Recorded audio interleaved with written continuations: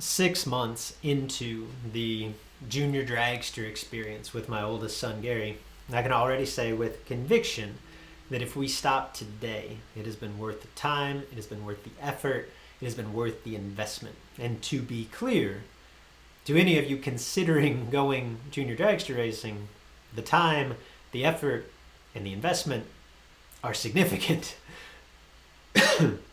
With that statement as an introduction, allow me to back up a little bit. My own driving career began in the seat of a junior dragster. The class was introduced when I was 11 years old, and my father made sure that I had one of the first in our area. Granted, I'm more than 25 years removed from that experience, actually more than 30 years removed from that experience. And the technologies surrounding the junior dragster ranks, it's changed just a little bit over that time. My son, who's now 9 years old, he took the wheel last June.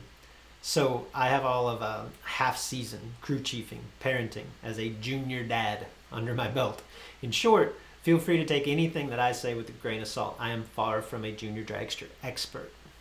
What I do think is worth sharing, and my purpose for speaking on this topic, is the impact that this newfound sense of agency and responsibility has had on my little guy, and the impact that I believe that it can have on many, perhaps most, children.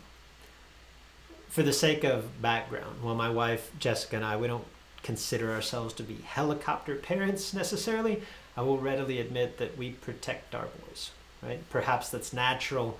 I'm not certain. I am confident, however, that it is cultural.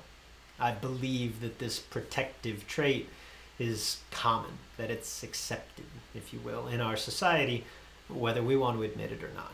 I know that ultimately my role as a father is to prepare my boys for their life beyond youth, and I know that protecting them from rejection and failure and responsibility, well, does not serve that end. And yet, I coddle, probably more than I should, because I feel an innate pressure to make things easier for my boys. Any junior dragster parent will emphasize the importance of a positive starting line routine. This involves both mom or dad and kiddo. As the parent or the crew chief, we're tasked with ensuring proper idle clutch adjustment, among other things, to provide the most competitive car possible. We have to communicate this with the driver in a manner that at the very least doesn't detract from their concentration and their confidence. In a perfect world, a routine not only checks those boxes, but it also facilitates optimal focus, optimal belief within our driver, which, if I'm being honest, that's not any different from my goal as I pre-stage within the NHRA Supergas category, right? Call it routine, call it ritual, call it whatever you'd like.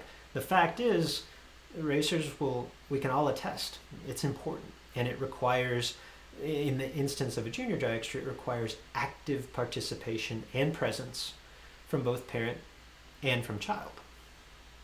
Almost immediately upon his start in competition, my son Gary and I would develop this consistent routine on the starting line, and as the final step of that routine, after everything is set mechanically, after I've kind of guided him up to a point a little bit behind the pre-stage, I stand up, I look at him, I point to him.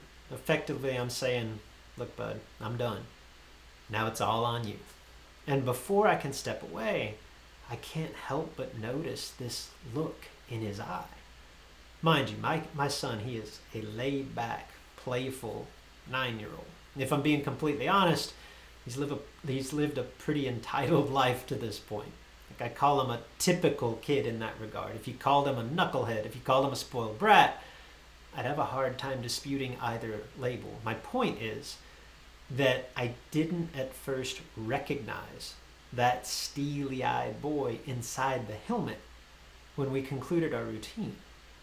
His playful aloofness was replaced with an excitement, I'd go so far as to say with an intensity. And the first time I noticed this, I laughed it off. I'm like, look, kid's into this, right? Then it happened again. And again.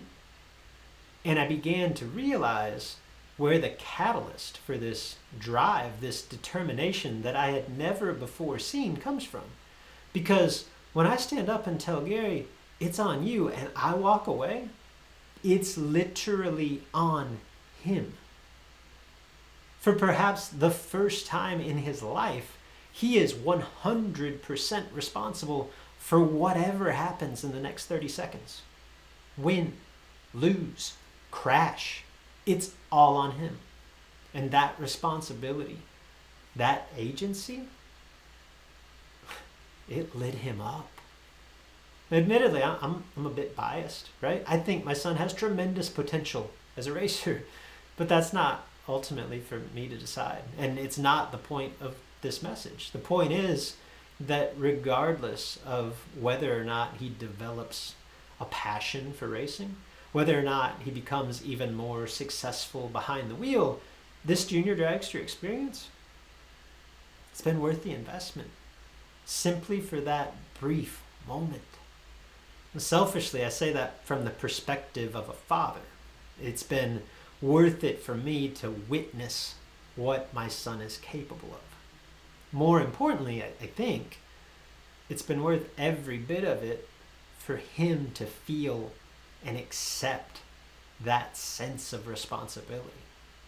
Ultimately, the question is not, how can I use this experience to help him grow as a racer? No, the question is, how can I present similar situations to challenge each of my sons to identify exactly what they are capable of?